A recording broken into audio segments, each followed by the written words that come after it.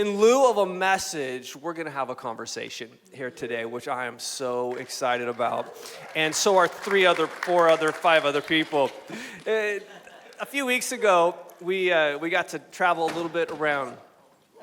Oh, yeah, that's okay. I got it for you, Mom. Okay. A couple weeks ago, we got to travel around Italy. My oldest was getting married. You may have heard me talk about it once or twice. Discovered it was cheaper to get married in Italy than California. So there was 9 of us and a photographer that went. And before the wedding, my parents were asking, because we've traveled some, Lindsay and I and my parents, we've traveled some together, and they were saying, are you guys going to go early? Are you going to stay later? And unfortunately, because of school and our youngest, Lindsay had to fly in and fly out. I was like, no, I really want to, but it would just be kind of weird traveling around Italy by myself, So they're like, let's go. So we traveled some before, we traveled some after, and it wasn't just where we went, and we went to some really cool places, some beautiful places. Italy's gorgeous. And it wasn't just the food. We did eat some good food. Here's the crazy thing. We ate a ridiculous amount of food, and all of us were thinking we probably gained weight coming back. Every one of us lost weight, which shows you apparently without all the preservatives and all that, you could eat as much pasta as you want. And we did. And we came back having lost weight. I don't know, maybe we all need to move to Italy and just live on pasta. And we just had some great times, but we also had some great conversations. And we're just thinking about not everyone here has the opportunity to have the kind of family that you can unpack some important conversations. And so going to talk about a few things today that I think are really going to help you out, no matter how old you are, no matter what stage in life you're at, whether you're single, whether you're married, whether you have kids, whether you don't have kids. Going to discuss a few things today and want to start off by talking first about age. In our culture today, people are always like, oh no, don't say how old your mom is, or don't say, it's this thing where we obsess about being young. That you look at youth and that's popular, but when you get old, it's like you almost throw people away, but there's so much wisdom in age. And so you guys are 72 years young. Yeah. The Bible says that our bodies are temples of the Holy Spirit. And I think sometimes we can abuse our bodies, we cannot take care of our bodies, and you guys are aging well. And if we're going to fulfill God's purpose and calling on our lives as individuals, I think not only do we need to take care of our spirits, but we need to take care of our physical bodies as well.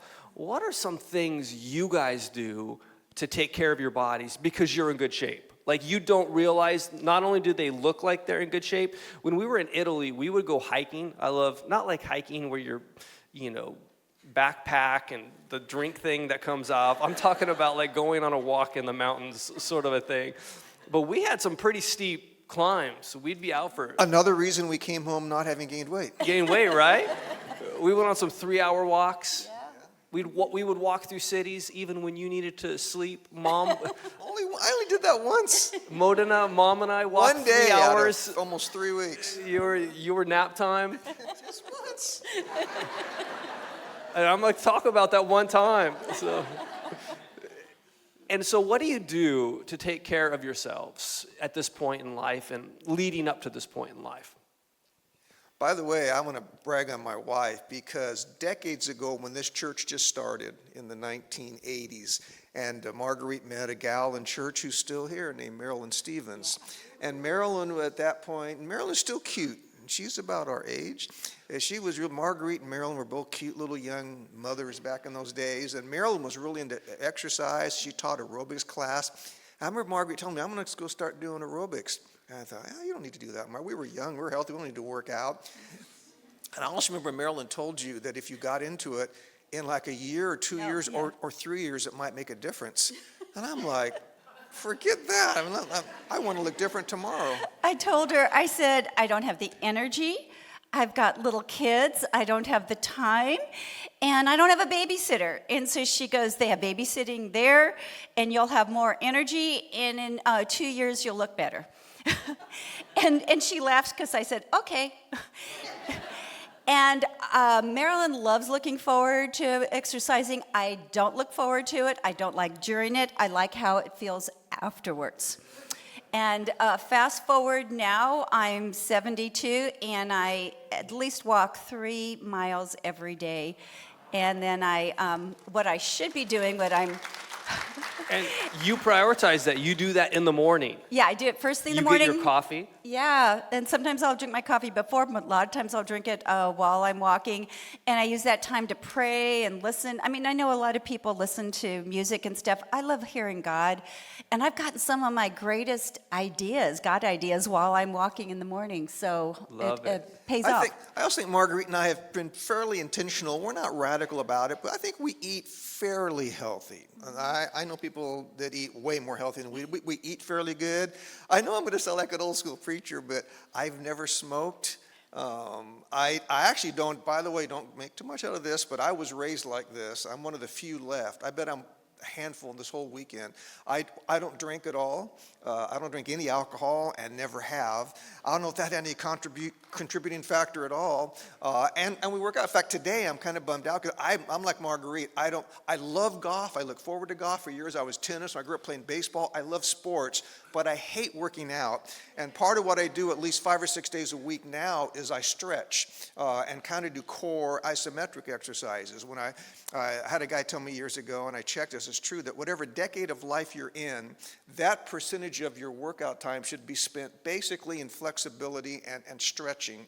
And so in my 70s, whatever I do to try to stay in shape, about 70% of that should be in stretching. Today, for example, I'm dreading this because I've now gone 3 days in a row without stretching because of Thanksgiving, doing a bunch of writing for the church. So today would be 4, and normally I don't stretch on Sundays. I take Sundays off. But today I'm very committed. I'm going to have to go home. I'm not looking forward to it.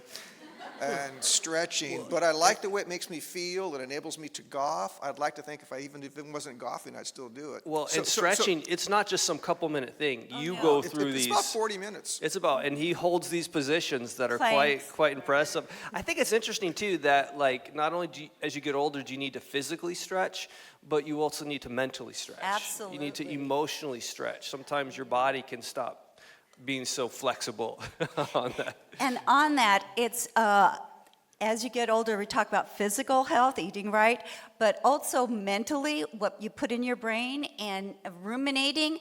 I mean, I thought when I was younger, the Bible talked about forgiving people. I thought, easy. I never realized how many people would do me wrong over the years.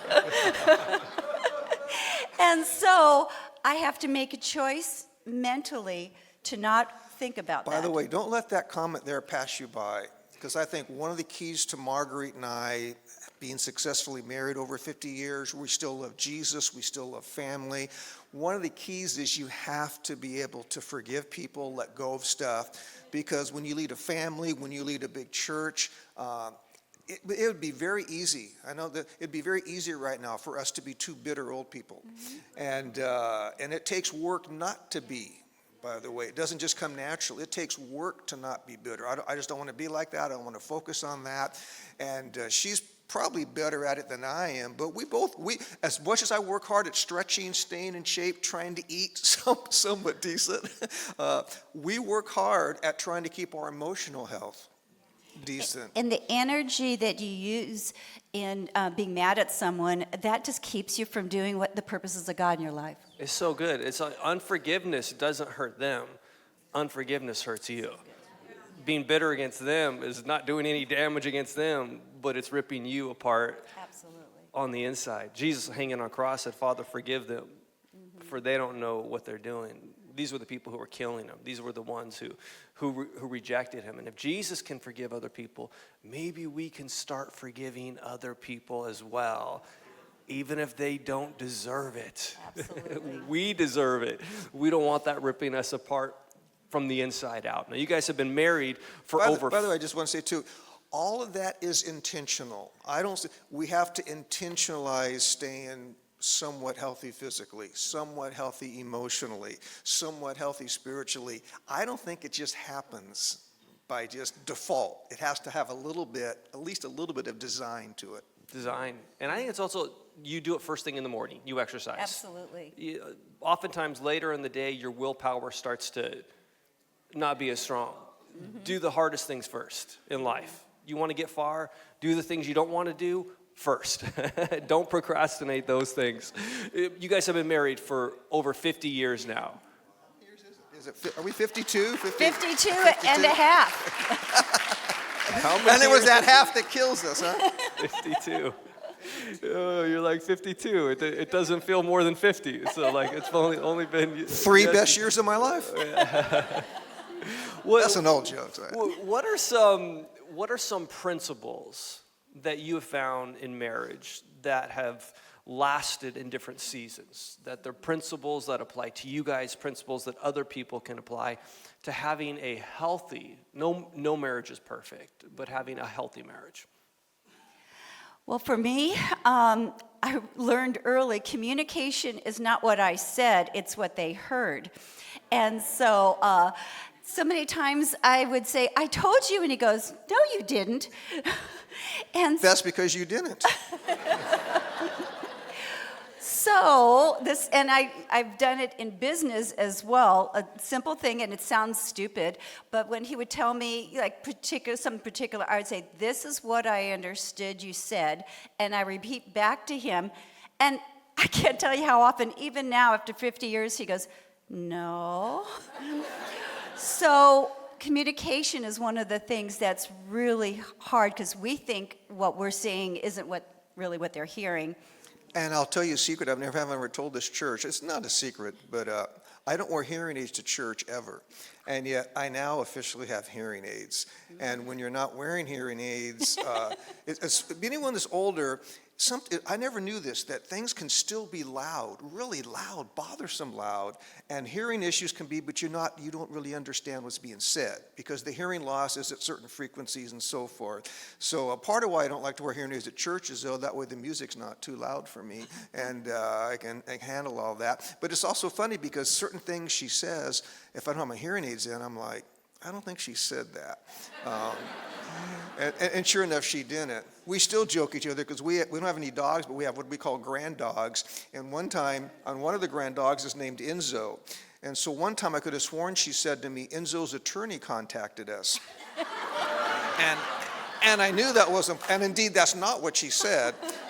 But to this day, we still, at an old age, we still have fun joking about things like that. Now, like we'll make a comment like, oh yeah, Enzo's attorney just called and he wants different food. When we were driving all throughout Italy, and we drove almost, you drove a little bit. I drove almost everything. And my mom loves to talk. More than they like to listen. One of the benefits was having someone else there to listen to her. So he talks about sometimes his hearing aids aren't in. There'd be times she'd be in the back seat. He's sitting next to me, and I see him pull his hearing aids out. I would just say, Mom, I want to know what you're saying, but are you talking to me, or are you just thinking out loud? I think sometimes it's those things that we need to work through in communication, in relationships, like you guys are talking about. What are some other handles that you think could really help people in relationships, marriages? Well, for me, one of the things we started when we were young is we had a regular date night. And we were so close financially. Sometimes it was $5. We were 20 years old, and we would save up and have a $10 date night. And the point was just to enjoy our time together. And when we were younger, I think I needed to get out of the house more when the kids were there. Now we spend our date nights are turning on Netflix and getting popcorn and watching it together. Well, and if you guys do go out to eat, it's normally dinner at 2 o'clock now, yeah, right? We are totally stereotyped old people. We better get to that dinner at 3 o'clock or it'll be asleep. That's great. And actually, over the years, I've really worked on doing healthy foods, and I cook 99% of the time. We actually go out very little, except for when we're on vacation. You're a great cook, too, so you cook really, really well. You went from a season of having, when you're many years ago, having young kids to then having adult kids. How is that shifting from having a relationship with, these are now kids who are in your house, who you are, in a sense, fully responsible for, then all of a sudden your kids are out of the house, they're adults, having kids, even with your kids, having your adult kids, having adult kids. Right. How is that from a relationship perspective? How do you address that sort of a thing and work to keep healthy relationships? One of the things, and Marguerite's been really good at this and good at reminding me about it, is that when you have kids, they're your kids. And so it goes by, sort of your rules, your principles. You do your best to have the kids want to do it. When it comes to grandparenting, I've seen some people try to parent their grandkids and overrule their kids. And sometimes I totally get it, because sometimes their kids, the parents of their grandkids, are kind of messed up. But if they're not, and some are so messed up, as a grandparent, you got to raise the kid. Some of you are here and you are literally raising your grandkids as if they're your own kids. But if that's not the case, and even if your kids aren't quite what they should be, because none of us are, you got to let them be the parents. In fact, you say this better than I do. In other words, as a grandparent, I can't. Their kids, their rules. Their call. And a lot of times as a grandparent, you don't agree with what they're doing. Maybe not a lot, but sometimes and yet you got to, and then you also have to support your parents, you have to support your kids to your grandkids, because you can't undermine their parents because you happen to agree more with them than their parents. So that's one thing. And now our youngest grandkid now is 14, almost 15. Yeah. So we got, even all our grandkids are almost grown. Yeah. And I love it because we've developed the relationship. I purposely made a choice with each of our kids. And like Dan was saying, he has a particular dessert he likes, so I learned how to make that really good. And I relate to each of my grandkids, and it's so fun. I'll get texts, and I'll show it to Jim, and Jude will say, hey, he's 16, can my girlfriend and I come over for dinner tonight? And I love that. Actually, he says it funnier than that. And we get, and we'll be having a kind of we're all ready, we're getting ready to watch a show, and for us, the day's over. at 3 o'clock. 3:30. And all of a sudden, we'll get a text from one of our grandkids, and it'll go like this: Grandma, would you like to make dinner tonight for me and my girlfriend? Or maybe they're bringing a bunch of their buddies over, high school buddies, all kinds of. We're going to go. Would you like to do that? And she's so sweet. She always goes, yes, I'd love to do that. So I got to get out of bed, get dressed. Dang, it's 4 o'clock, and I got to put my clothes back on. But having joked about that, I think one thing that we've done pretty good at, and a lot of things we haven't done good at, and especially as a man, I think I've done pretty good at, because a lot of men, they're like, well, I like my kids when they get out of diapers. I like my kids when they were little teeny babies, infants. I enjoyed them when they were toddlers. I enjoyed them when they got bigger, school, high school. No, I don't like the kids when they get a high school kid, they get bratty. Yeah, but I made a decision to join them, and I've enjoyed my grandkids at every age. In fact, all of you that are maybe younger, being a grandparent is awesome. See, as much as I love being a parent, being a grandparent is even better. Anyone who asks me, what is life at church like right now, and especially if they're my age, I'm like, well, being a grandparent is even better than being a parent. They go, yeah. Being a grandparent of a church is even better than being the parent, the father, if I can call myself that, being the grandpa of this church. A lot more of the fun and all the hassle goes to the parent. I don't know, that's your problem now. Here, take the kids back. That's great. I think one of the things that you guys are fantastic in is your availability with the grandkids. As a parent, your kids get to a certain point, and you have the deeper conversations as they become teenagers, not when you as a parent want to have those conversations, but when the kids want to have them.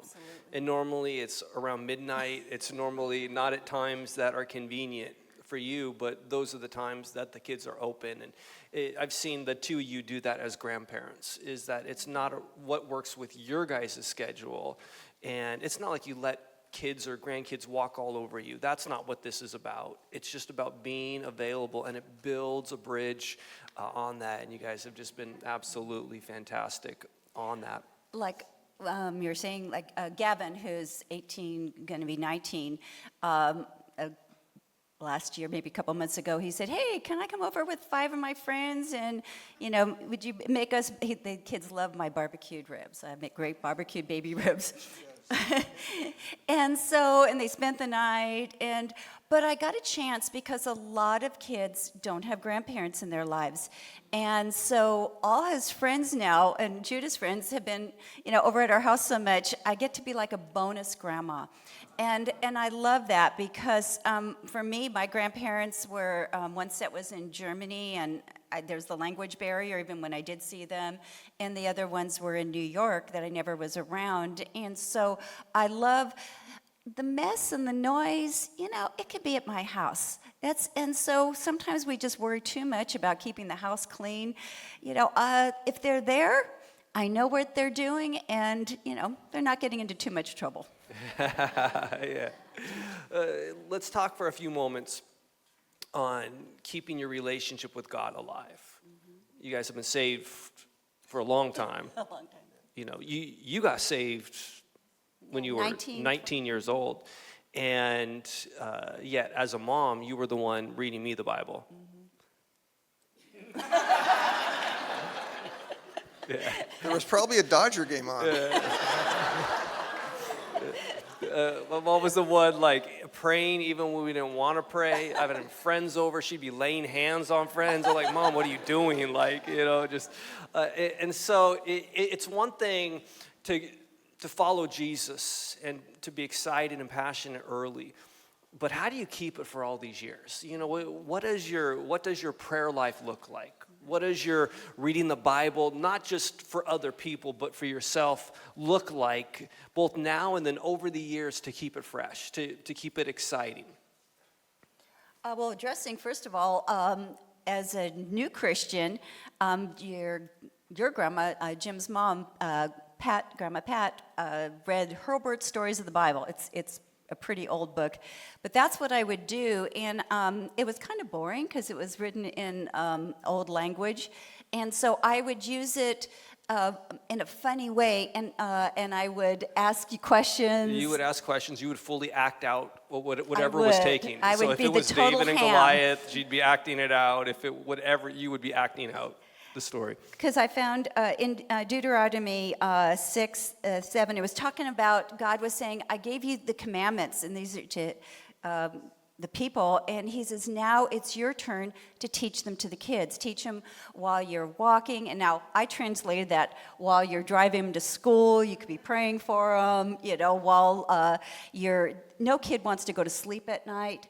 And so that's a great time to talk to them about the Lord. So I found when I was teaching you guys, I actually grew in my faith. And when I Which is so good, and I'm going to plug right now. That's why we encourage people to get plugged in and serve. Oftentimes, when you grow the most in your relationship with God is when you're serving other people. And you might think, "Oh, I don't know enough, I don't have enough." But when you're giving the little bit you have, that little bit becomes more. I started teaching 2-year-olds as a brand new Christian. I figured they probably know more than I do, but I'm taller. We tried to keep everything over the years very, very natural. But here's what I mean by that. It's like I feel my relationship with her is natural, and we just kind of let what happens flows. You have schedules and stuff. So even when it comes to spiritually, that Deuteronomy passage says you can teach your kids while you're walking. In other words, while you're doing life. Right. I think it doesn't work well for everyone to always try to we have to have family devotions every day from this time to this time. And we didn't do good at that either. So we just kept things more natural. We would talk to kids as the day, and does that make sense as the day went on? And I think even Jesus, when he mentored the 12, I know, yes, he had special times like school, whatever, but a lot of the mentoring is to see how does Jesus handle life? Critics, people that are cheering him on, what happens if you're hungry, grouchy, you don't sleep good that night. I think all of that, and we've tried to keep it natural, and anyway, that's but I think that's so good, natural in that it doesn't come across religious. Yes. Exactly. My memories growing up, taking communion, and I'm sure we did at church, but I don't remember one time taking communion at church, but I remember taking communion at home. Yeah. and it was whatever you had to take communion with. It wasn't like we get Graham so caught crackers. up in like it's got to be this or it's got to be that. It was very non-religious. My memories of praying are that it's like I was never afraid or thinking I don't know how to pray because I don't thee and thou and because everything was done very, very natural, approachable. It was just part of everyday life, not something that happened only at church on Sundays, but happened every day throughout the week. Yeah, if we would be passing an accident on the road, I would reach out just naturally, well, maybe keep my hands on, but we would pray for... I think Yeah. sometimes Jesus took the wheel, Mom. Yeah. So, And so I felt like I had a 24-hour discipleship group when the kids were younger. I have a hard time seeing an ambulance go by and not praying for whatever's happening or seeing an accident because of you doing that. You see, sometimes when you're teaching and training your kids, you're thinking, is this even making a difference? And when they're 2 and when they're 5, it may seem, but it's like all these years later, almost 48 years old. And that's still coming out of me, not just because it was only happening one day a week on Sundays, but because it was lived out, not perfectly, but it was lived out authentically during the week from both of my parents. Yeah, and since I think we're going to run out of time, there's one more thing I just want to share that to me symbolizes, I'm not going to go into a lot of detail, so don't panic, but that just happened within the last few days of how parenting and grandparenting changes. As we were getting close to Thanksgiving, Dan called and talked to Marguerite about a couple things, and okay, well, good, and afterwards she told me, and I didn't like what had been decided in that conversation. And so I was just going to live with it because my personality is I want everyone to be happy. I hate confrontation. I don't want to deal with issues. I'll just move on with life and hope everything. An avoider. And I'm an avoider. I am. She's not. So when I told her that, she starts calling Dan. And I literally panicked. And all of a sudden, Dan's saying hello. And now I'm stuck. So, and I want to congratulate both my wife. It's not that big a deal, actually, but it's emotional to me because this happened just a couple days ago. And I want to thank my wife and my son for the way they handled all that because I expressed to Dan how I felt, and it actually wasn't that big a deal, but I did. And that was really, isn't that weird, my personality? That's really hard for me. I would have rather gone, you could put me in torture almost for 3 weeks. I would rather do that than go through this. And it was not an easy conversation, and Dan's actually really good at this, and Marguerite's really good at it. I'm not. And I want to thank them that I've learned from them.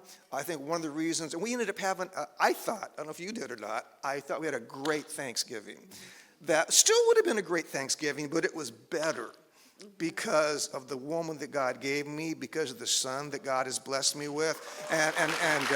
So after all these years, I'm still learning, I'm still growing. I've had to learn that there's things I'm good at and she's not so good at, and there's things she's good at that I'm not. And I've tried to get better, and I am better, but I'm still not there. So we've had to learn to lean on each other because there are things I say, okay, I'll take the lead in handling this, and Marguerite, you're taking the lead in handling this because I ain't touching this issue. Well, one of the things, and I've complimented my mom a lot, maybe in a unique way, but one of the things that's most impacted me about my dad is, other people might say it was his teaching or this or that, and teaching definitely impacted me. But seeing you become a better person each and every year is the thing that's impacted me the most, And I remember as a kid, and, there'd be times where you lost it. That's true. Like throwing sunglasses out the window, using language that you certainly were not using on Sundays. All because there's traffic, it just loses it. And yet the thing that was impactful is seeing that if you can grow each year, then I can grow each year. And I think sometimes as parents, or grandparents, we want to have this thing where our kids don't, or our grandkids don't see the things that make us imperfect. But it's actually seeing those things that are imperfect, but striving to become better. each and every day, each and every year, striving to become more like Jesus, becoming more loving, becoming more patient. And what you're addressing here is even the emphasis on not avoiding but addressing things. And I wonder what could change I still in our hate lives. it. I don't know. I don't even like talking about it right now. I don't know why I brought it Here's up. the thing. If it's like, we're talking like we were in Italy for almost 3 weeks together in a car. You know, like if we've spent this much time and it's still that challenging, how hard is it for us to sometimes, some of us, especially certain personalities, that what are we avoiding? And we're missing out on the benefit of that situation being impacted. Now, you got to address it in a healthy way, but things don't just change by default. Things change by design. And even just with landing on that, I wonder what if we have the courage to do what we don't want to do, what God could bring about through that, strengthening our relationships. We're talking strengthening friendships, strengthening relationships, parents and kids, strengthening marriages, strengthening families. When you have those conversations which are so uncomfortable, whether you're an avoider like my dad and Lindsay, Yay, Lindsay! you know, or whether you're like my mom and I, and it's like, you're just a dresser, it's like, I don't understand what you were so worried about to begin with. It's just, you know, it's, no matter what personality you are, change can come when you change. When you, on behalf of what could come about through it. I just want to encourage you to go after Jesus. Amen. This last part of the year, go after Jesus. Grow. Let you grow in your personal relationship with Jesus. Grow in your relationship with others. Life is so much, even just as we're having a conversation here, you need these kind of, we're already out of time. We've still got a few things to do. I just go so long. But just want you to know, like, that if you look at yourself in a year from now, Amen. you could either be in the same place, you could be in worse, or life could be so much better if you do the things on the daily basis. Amen.